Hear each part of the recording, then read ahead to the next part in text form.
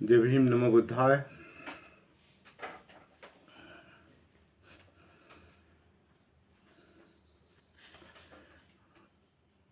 पंचम कांड, पांचवा खंड और दूसरा भाग, द बुद्ध एंड हिज धम्म का, बुद्ध और उनके धम्म का।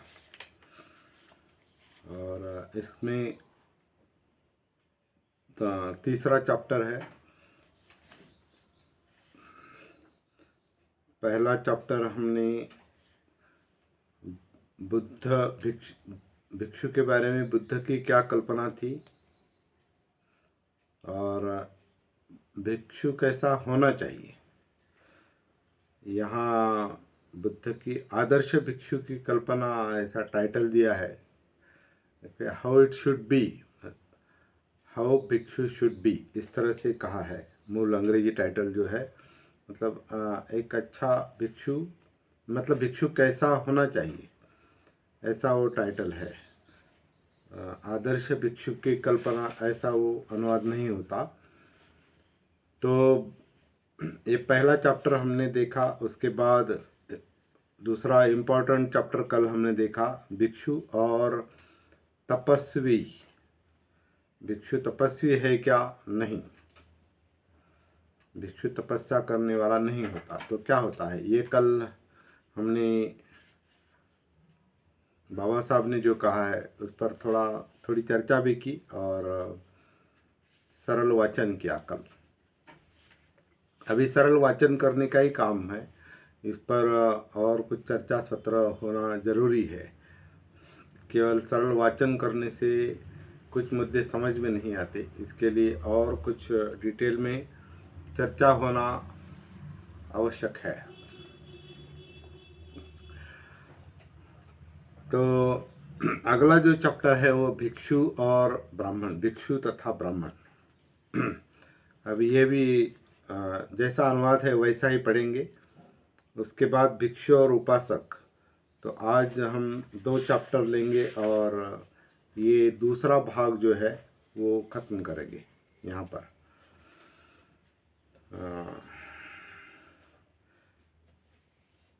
एक बात सोचते सोचते समझ में आ गई आज। भिक्षु जो बुद्ध जो बात कर रहे हैं वो त्रिपिटक के पहले के भिक्षु की बात कर रहे हैं।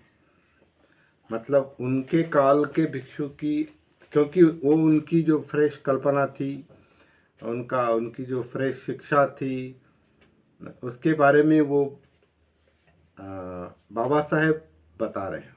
बुद्ध की कल्पना या बुद्ध काल की वास्तविकता, त्रिपिटक के निकाय के भिक्षु या बाद के भिक्षु, इनके बारे में वो नहीं बात कर रहे। बाद में वैसे भिक्षु थे या नहीं, है या नहीं, ये अलग अलग अवलोकन की बात है और वो देखना अलग काम। बाबा साहब एक बुद्ध काल के भिक्षु की कहेंगे या एक उनके संकल्पना में भिक्षु कैसे होना चाहिए, भिक्षु की दूसरों से तुलना करके वो भिक्षु का महत्व अधोरेखित कर रहे हैं। आज हम बुद्ध धम्म और तपस्या,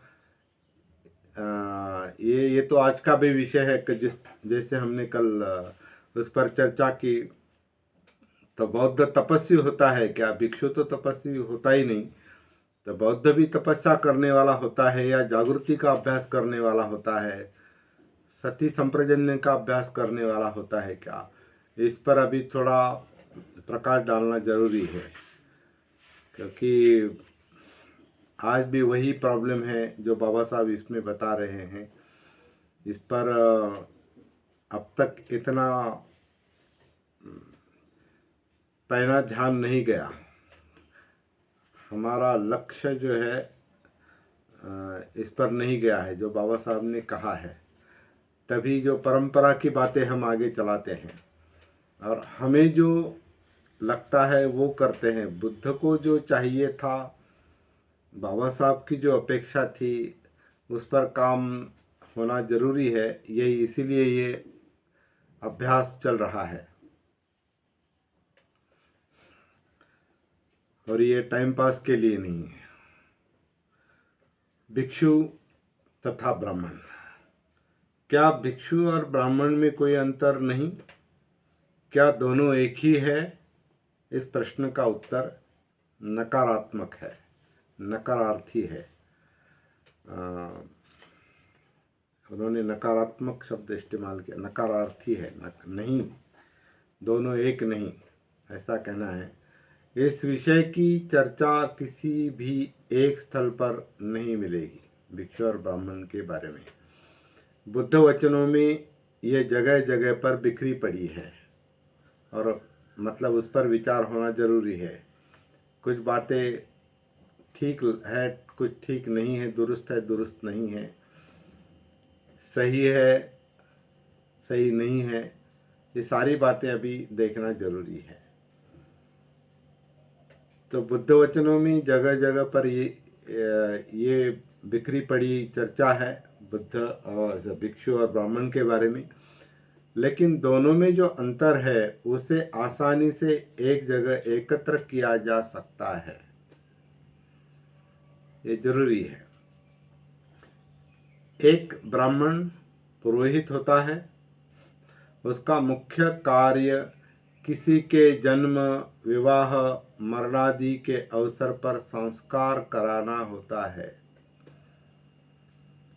ये संस्कार आवश्यक हो जाते हैं क्योंकि कहीं कहीं माना जाता है कि आत्मा मूलतः पाप में लिप्त है और उसे निर्मल कर निष्पाप बनाना है, और क्योंकि आत्मा तथा परमात्मा का अस्तित्व भी स्वीकार किया जाता है, इसलिए ये सारे संस्कार कराना आवश्यक है।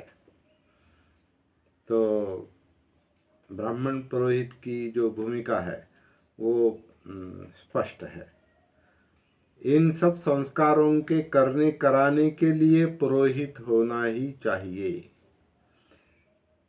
एक भिक्षु न तो किसी मूल पाप में विश्वास करता है, कुछ भिक्षु करते भी होंगे, लेकिन बुद्ध के भिक्षु के बारे में बात हो रही है। एक भिक्षु न तो किसी मूल पाप में विश्वास करता है, न आत्मा या परमात्मा में विश्वास करता है, इसलिए उसे कोई संस्कार कराने की आवश्यकता नहीं है, कोई संस्कार करने कराने नहीं है।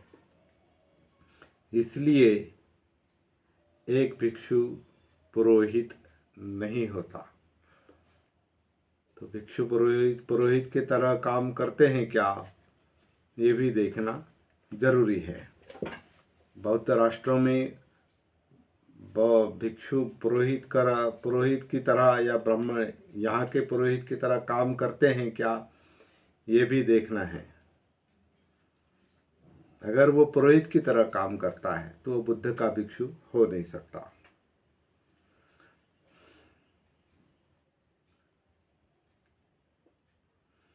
ब्राह्मण अगला मुद्दा है, छठा मुद्दा। टोटल 16 मुद्दे हैं। ब्राह्मण पैदा होता है, भिक्षु बनता है।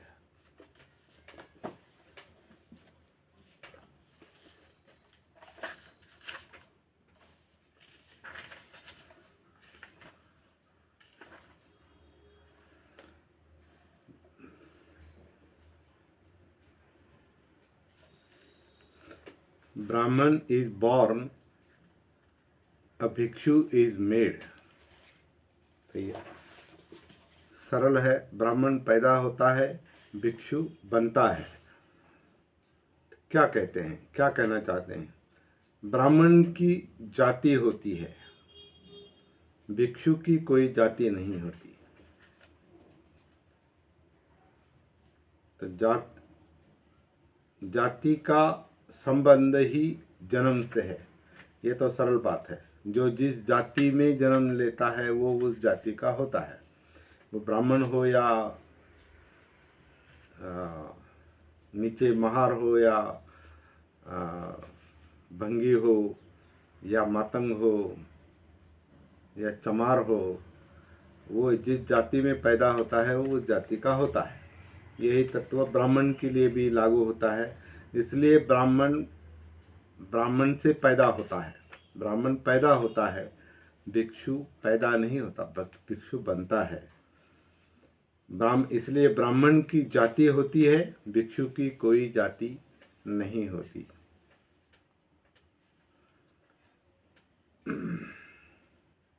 इसलिए भिक्षु का अगर कोई संघ भी होता है अलग, तो वो भी, वहाँ भी क्वेश्चन मार्क आता है। भिक्षु अगर फला फला संघ का है, हीनयानी है, महायानी है, या वज्रयानी है, या तंत्रयानी है, या थाई है, कोरियन है, या बर्मीज है, श्रीलंकन है, या भारतीय है, तो वहाँ भी क्वेश्चन मार्क। भिक्षु भिक्षु होता है, भिक्षु बुद्ध का होता है। जैसे धम्मचारी भी बुद्ध का होता है, किसी संघ का नहीं। धम्मचारी जैसे सवे धम्मधरो होती यो धम्मं न पमज्जति यो चप्पम पिसुत्वान धम्मं कायेन पश्यति न तावता धम्मधरो होती यावता बहु न तावता धम्मधरो होती यावता बहु भासति यो चप्पम पिसुत्वान यो धम्मं न पमज्जति।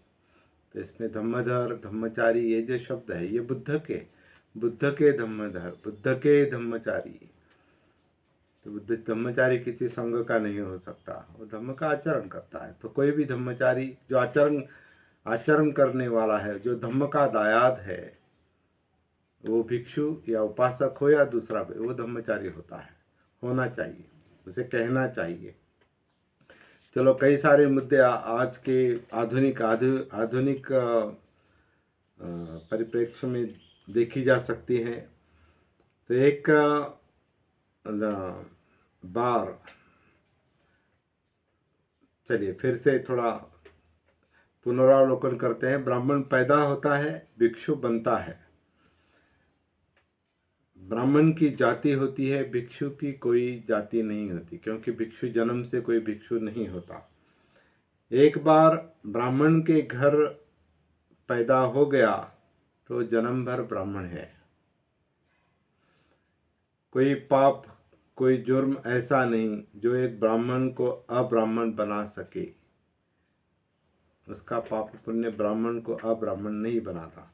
लेकिन एक बार भिक्षु बन जाने पर यह आवश्यक नहीं होता कि एक भिक्षु जन्म भर के लिए भिक्षु ही बना रहे। एक भिक्षु बनता है, किंतु यदि वह कभी कोई ऐसी बात कर बैठता है तो वो उसे भिक्षु रहने देने के अयोग्य बना देता है, अगर वो उस तत्व का पालन नहीं करता या भिक्षु प्रतिज्ञा को भंग करता है। व्रत नहीं, भंग, वो उसके जो शील है, भिक्षु के जो विनय है, वो अगर भंग करता है तो वो भिक्षु बनने के अयोग्य हो जाता है और वो भिक्षु रहता ही नहीं। ब्राह्मण बनने के लिए किसी भी प्रकार का मानसिक या नैतिक शिक्षण अनिवार्य नहीं। ब्राह्मण से जिस बात की आशा की जाती है वो है उसके अपने धार्मिक शास्त्र का ज्ञान। That's all. भिक्षु की बात सर्वथा अलग है। मानसिक तथा नैतिक शिक्षण उसका जीवन प्राण है। बहुत इंपॉर्टेंट, अंडरलाइन करने जैसी बात है। भिक्षु का जीवन प्राण कौन सा है? उसका मानसिक और नैतिक शिक्षण होना चाहिए। अब मानसिक शिक्षण यानी वो मुक्ति की ओर वो अग्रसर होना चाहिए। उसका सारे प्रयास जो उसके हैं वो निब्बाण के लिए होना चाहिए, अरहत बनने के लिए होने चाहिए।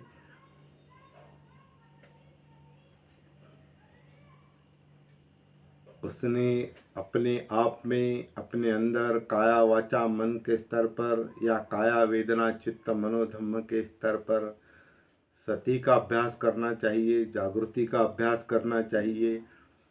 तभी उसकी मानसिक और नैतिक तैयारी हो सकती है।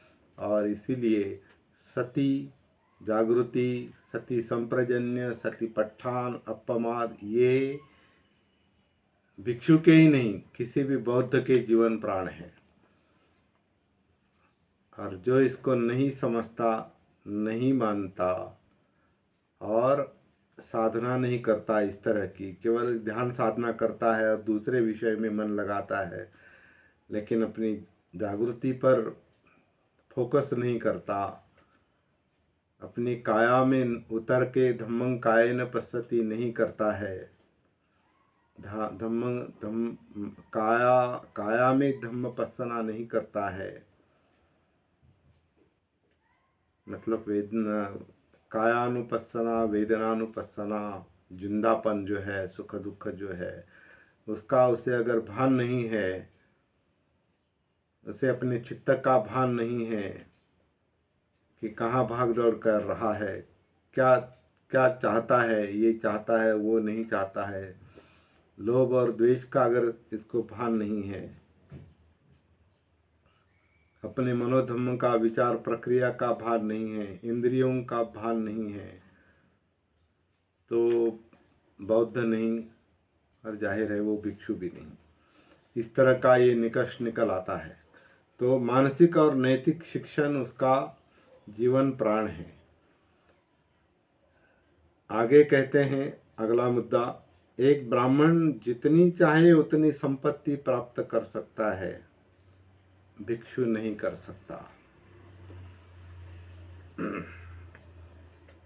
आज ऐसा है क्या, देखने की बात है।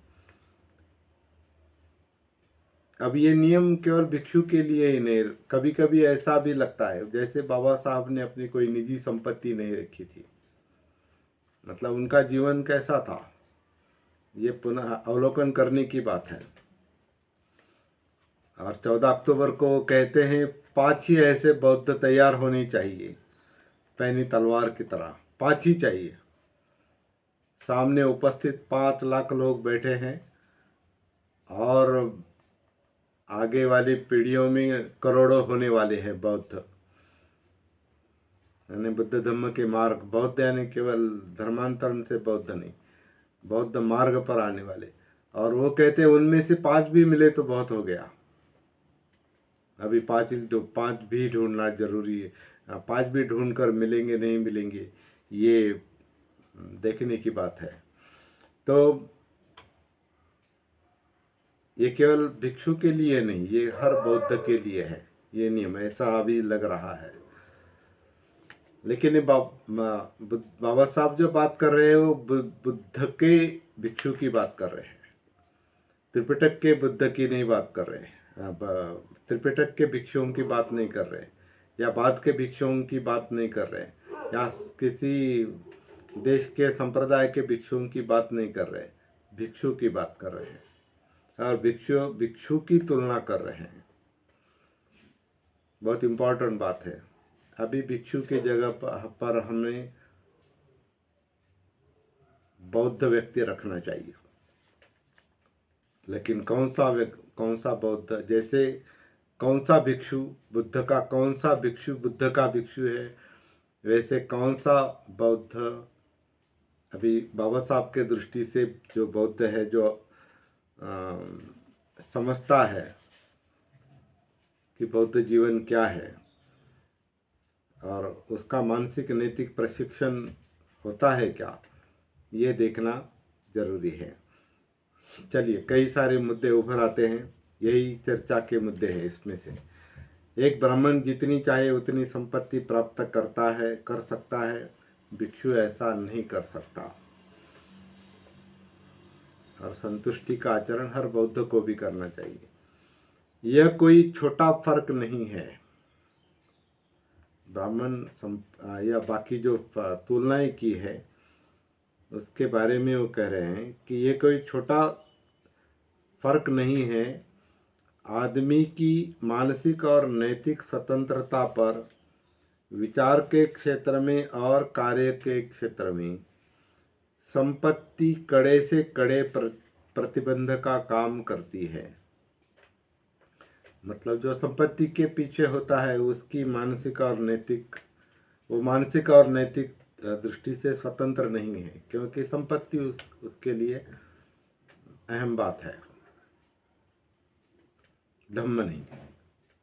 धम्म नहीं मतलब मानसिक और नैतिक प्रशिक्षण नहीं। वो बाकी सब कुछ करेगा, लेकिन अगर मानसिक और नैतिक स्वतंत्रता के लिए और प्रशिक्षण के लिए काम नहीं करेगा तो इसमें मुख्य जो बाधा बनती है वो अतिरिक्त संपत्ति बनती है। एक तरह से जरूरत वो अलग बात है, लेकिन अतिरिक्त संपत्ति कड़े से कड़े प्रतिबंध का काम करती है मानसिक और नैतिक स्वतंत्रता के लिए। मानसिक और नैतिक स्वतंत्रता में प्रतिबंध डालने का काम संपत्ति करती है। अभी थोड़ा अनुवाद जो इधर उधर है उसको थोड़ा ऐसा एडजस्ट करना पड़ता है। इससे दो प्रवृत्तियों में संघर्ष पैदा होता है। इसलिए ब्राह्मण हमेशा परिवर्तन का विरोधी रहा है, क्योंकि उसके लिए परिवर्तन का मतलब है शक्ति की हानि, धन की हानि। शक्ति मतलब सत्ता, एक्चुअली सत्ता की बात है, पावर। उसके पावर की हानि, शक्ति की हानि, अधिकार की हानि, आधिपत्य की हानि, शक्ति की हानि और धन की हानि। इसलिए ब्राह्मण हमेशा परिवर्तन का विरोध करता है। संपत्ति विहीन भिक्षु मानसिक और नैतिक तौर पर स्वतंत्र हो सकता है, और वो साधना है, अनासक्ति की वो साधना है। कोई ऐसा व्यक्तिगत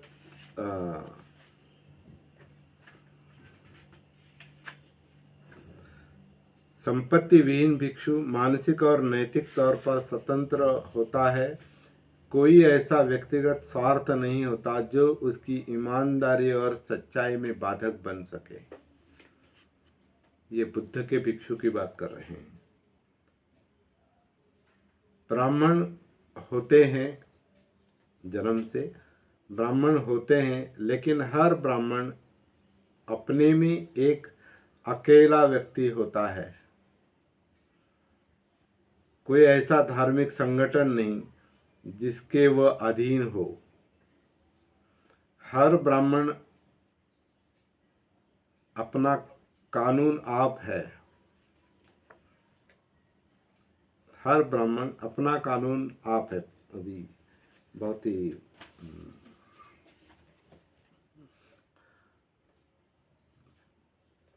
they are Brahmins, nonetheless each Brahmin is an individual by himself.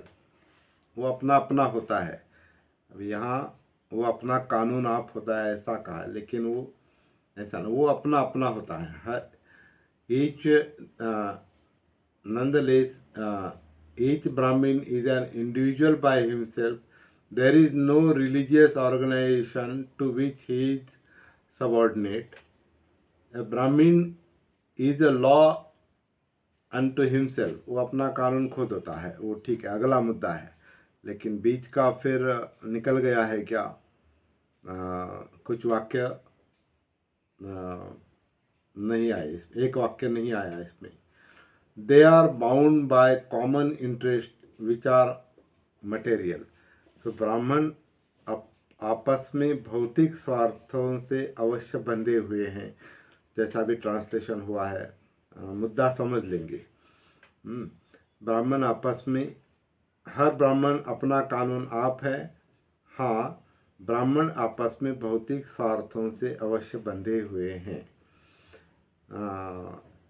और आखिरी मुद्दा है भिक्षु और ब्राह्मण के बारे में।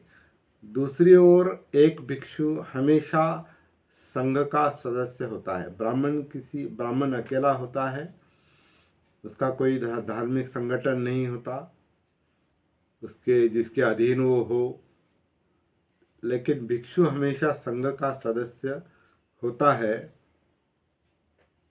बुद्ध काल की बात कर रहे हैं। ये कल्पना से परे की बात है कि कोई भिक्षु हो और संघ का सदस्य ना हो, ऐसा हो नहीं सकता। भिक्षु आप अपना कानून नहीं होता, वह संघ के अधीन होता है। संघ एक स्पिरिचुअल ऑर्गेनाइजेशन है। यहाँ पर बाबा साहब ने स्पिरिचुअल शब्द का इस्तेमाल किया है, आध्यात्मिक संगठन है। अभी अध्यात्म में अनात्म आता है, नहीं आता है, जो बुद्ध की एक मूल शिक्षा का अंग है अनात्म। तो अध्यात्म में अगर अनात्म आता है तो वो आध्यात्मिक इस तरह का भी उसका अनुवाद करना, क्योंकि अध्यात्म में आत्मा परमात्मा आता है, लेकिन अभी उसका अलग से इंटरप्रिटेशन करते भी हैं, अच्छत अधि आत्म। लेकिन बुद्ध ने अनात्म बताया है, सभ्य धम्मा अनात्ताति, उसका क्या, ये भी चर्चा करने की बात है। तो संघ के अंतर्गत भिक्षु आता है, संघ के अधीन भिक्षु होता है, ये बात बताना चाहते हैं। तो यहाँ पर भिक्षु और ब्राह्मण ये तुलना खत्म होती है, ये चैप्टर खत्म होता है। आगे भिक्षु और उपासक, ये भी तुलना दी है उन्होंने। मुझे लगता है थोड़ा इसको शाम को हम देखेंगे, क्योंकि बिना विचार के कुछ पढ़ना और बोलना ठीक नहीं रहेगा। आज के लिए इतना काफ़ी है। शाम को फिर से भिक्षु और उपासक को लेकर मिलते हैं। ये भी बहुत ही इम्पोर्टेंट तुलना है। और बाबा साहब ने इस ग्रंथ में जो मुद्दे दिए हैं वो मान्य करने के लिए नहीं दिए हैं, तो स्वीकार करो इस तरह से नहीं दिए, इस अर्थ से नहीं दिए हैं। उस पर स्वीकार नहीं, विचार करो, चिंतन करो और आधुनिक दृष्टि से देखकर क्या करना चाहिए, क्या स्ट्रेटजी बननी चाहिए। अगर बुद्ध धम्म का कोई भवितव्य बनाना हो तो जैसे बाबा साहब ने कहा था, नई राह तैयार करनी जरूरी है। और वो भी राह जो है बुद्ध ने बता के रखी है। केवल मुझे तो लगता है नई राह के बजाय बुद्ध की जो मूल राह है, मूल बुद्ध और मूल धम्म ढूंढनी जरूरी है और धम्म के दायाद बनना जरूरी है। जय भीम, नमो बुद्धाय।